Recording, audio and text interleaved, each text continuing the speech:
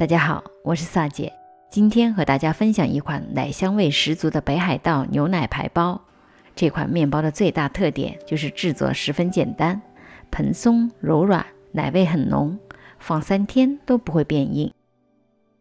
先把除了黄油之外所有的材料依次放入搅拌盆里，记得酵母和盐一定要分开放，因为盐和酵母直接接触会降低酵母的活性。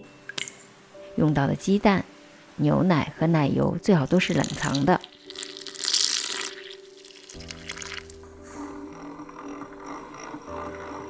先低速搅拌，直到见不到干粉，形成一个面团。改成中速，由于这个面团里加入大量的牛奶和奶油，最初会比较湿黏，容易粘在盆壁四周或者盆底。一定要勤刮干净之后再搅拌，直到面团不粘底。如果是夏天揉面的话，揉面时间过长就会导致面团的温度超过26度，面团一边揉一边发酵，就会越揉越粘手。等面团可以拉出这样比较厚的膜，就可以放入室温软化的黄油，继续中速搅拌。等面团完全不粘手不粘底了，拉开出现很轻薄的膜，捅破洞的边缘也是十分光滑的，就说明面揉好了。对于这类甜面团，尤其在夏天揉面要注意以下几点。如果面团油脂和糖分含量比较高，面团容易粘手，不适合手揉。面团中的液体尽量预先冷藏。揉面时间不宜太久，以免面团温度升高，造成过早的发酵。酵母和黄油可以在最后一步加入。揉好的面团温度最好在26度以下，如果揉面过程中温度太高，面团放入冰箱冷藏片刻。把面团不断地往底部折叠，这样表面就会变得很光滑。喷一点油防粘，在25到30度的环境下醒发到2倍大，发酵所需要的时间长短根据温度来决定。判断面团是不是发酵好，除了体积明显变大之外，沾点面粉戳个洞，面团不塌陷，而且洞口会慢慢的缩小，这样的状态就是发得刚刚好。不需要揉面，直接把面团分成12等份，每份大约60克。通过折叠把面团揉成一个圆形，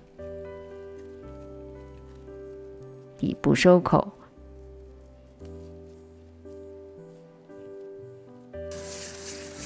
搓圆，封口朝下，盖上保鲜膜，松弛15分钟。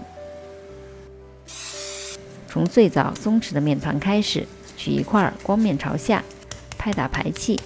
充分的排气可以让面团在2次发酵中得到更好的膨胀。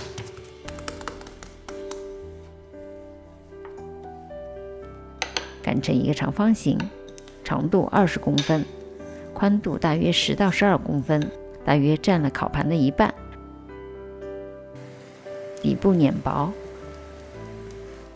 由上至下的卷起。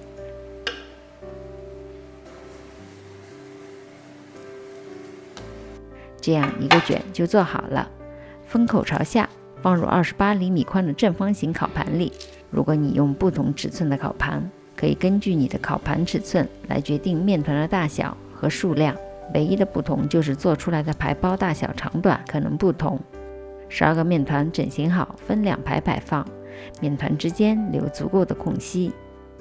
烤箱里我预先放入了1碗热水，预热到30多度，喷点水增加烤箱内部的湿度，给面团创造良好的环境进行发酵。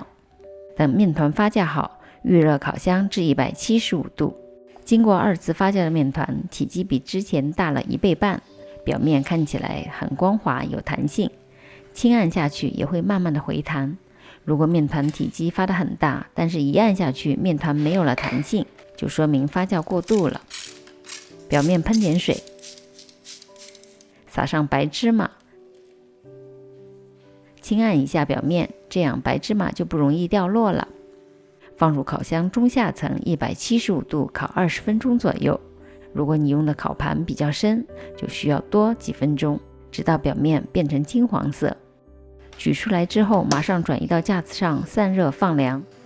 用分泌水涂在表面，一方面可以增加味道，另一方面看起来很有光泽。这款北海道牛奶排包虽然用了直接法制作，但非常的松软，也很拉丝，即便放上2到3天也不会变硬。大家如果在家做成功了，记得发作业到我的 Facebook。如果你喜欢我的视频，离开前请千万别忘了订阅、点赞和按下小铃铛。我们下集再见。